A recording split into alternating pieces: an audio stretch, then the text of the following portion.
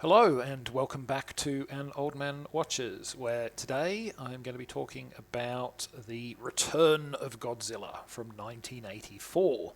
And the film serves as a direct sequel to the original 1954 classic, ignoring all the films released in the intervening 30 years, and also tweaking the ending of the first movie so that Godzilla was merely incapacitated rather than destroyed.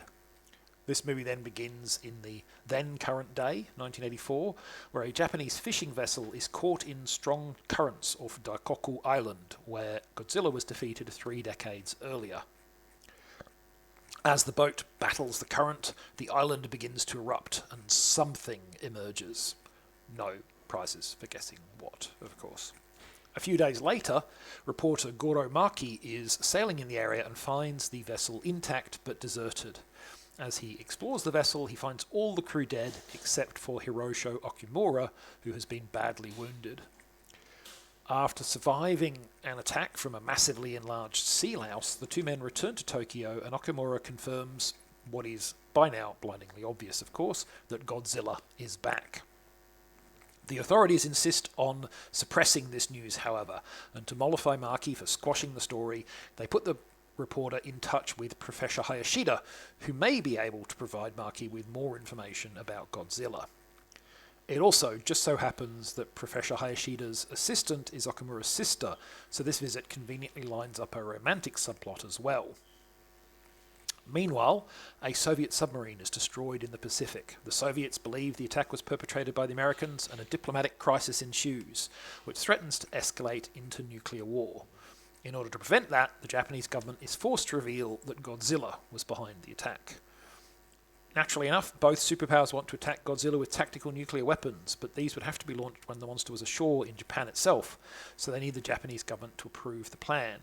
The Japanese, not unreasonably, refuse, preferring to put their hope in the Super X, a specially armoured flying fortress they believe can defend the country against Godzilla's inevitable rampage. Which must mean it's just about time for said rampage to actually begin. So, after the box office failure of Terror of Mechagodzilla, Toho made several attempts to relaunch the Godzilla franchise across the late 70s and early 80s, including the announcement of a colour remake of the original 1954 film to be entitled The Rebirth of Godzilla, and also an American-funded project conceived by director Steve Miner, who was fresh off the success of the first two Friday the 13th films. It would have been quite interesting to see what he delivered. But all of these projects failed to get past the initial planning stages, and it would not be until 1984, the 30th anniversary of the original movie, that Big G finally lurched back onto screens. Intent on disavowing Godzilla's increasingly heroic and anthropomorphic depiction in the films of the 60s and 70s, producer Tomoyuki Tanaka penned an outline story that was a direct sequel to the original movie and returned Big G to his roots as a walking natural disaster. Now, this film would ultimately achieve only a lackluster performance at the Japanese box office, but prompted the production company to approve a US version. You can find that under the title Godzilla 1985. I haven't seen it, but everything I hear makes it thinks it was even worse than this effort. And I feel valid in saying even worse, because honestly, this is not a good movie. I actually like the idea of returning Godzilla to his rampaging roots, but this movie just doesn't do it very well, and I can't say that I'm surprised it wasn't the financial success that Toho obviously hoped it would be. So, let's talk about what I think went wrong. So, as I've noted before, it's an irony of most kaiju movies that they actually live or die not on their giant monster action, but on their human-scale stories, because these bits are inevitably most of the actual screen time. Rubber suit rampages, or in more modern times, massive CGI battles, are difficult and expensive to produce. Alas, the human-scale stuff here is very pedestrian. Most of it is politicians yapping away, and when we do get a more personal view, no one's anything more than an archetype. The sole survivor, the journalist, the scientist, the woman. Because there's exactly one female character of any note, Okumura's sister, Naoko. In fact, unless I miss somebody very minor, Naoko is the only female character with dialogue. Now, the more recent Shin Godzilla had lots of the same governmental bureaucracy that we see here, but it actually used that material to develop the themes of the film and to make some commentary about the mishandling of the Fukushima nuclear accident. Whereas here, all the talking heads really do is use up time. Basically, through all of the human scale stuff on offer here, I was sitting there thinking, hurry up and get to the good stuff. And unfortunately, there isn't much good stuff. This new Godzilla has none of the gravitas or impact of the original. Some of this is due to structural issues with the film. The decision to have our first on-screen view of him be a slow pan up the length of his body is conceptually sound enough, but in execution it lacks the impact of the original movies. He suddenly looms over the mountain.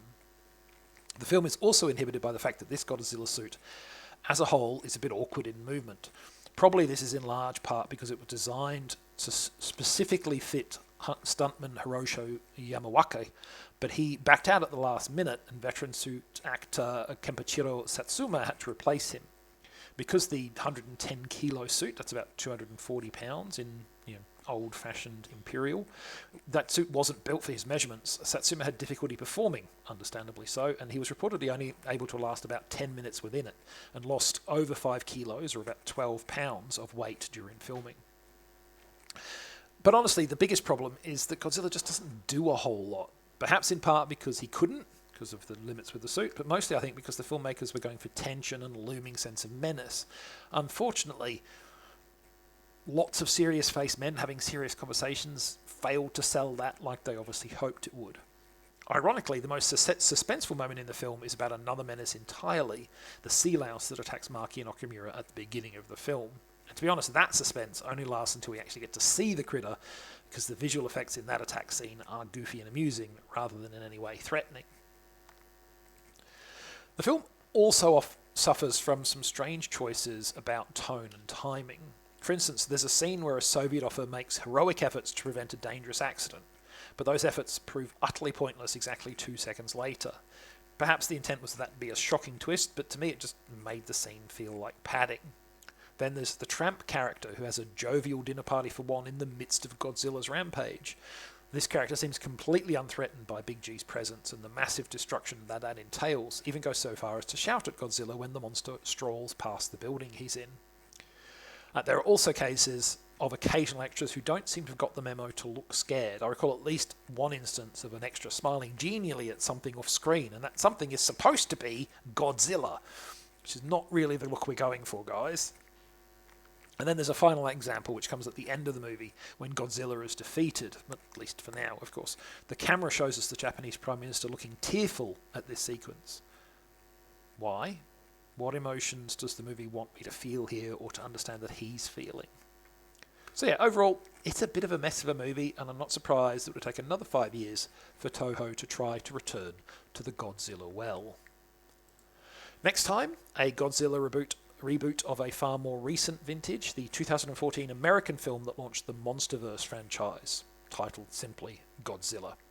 But that is next time. Until then, thanks for watching. I hope you've enjoyed it, and if you've seen The Return of Godzilla, let me know what you thought of it.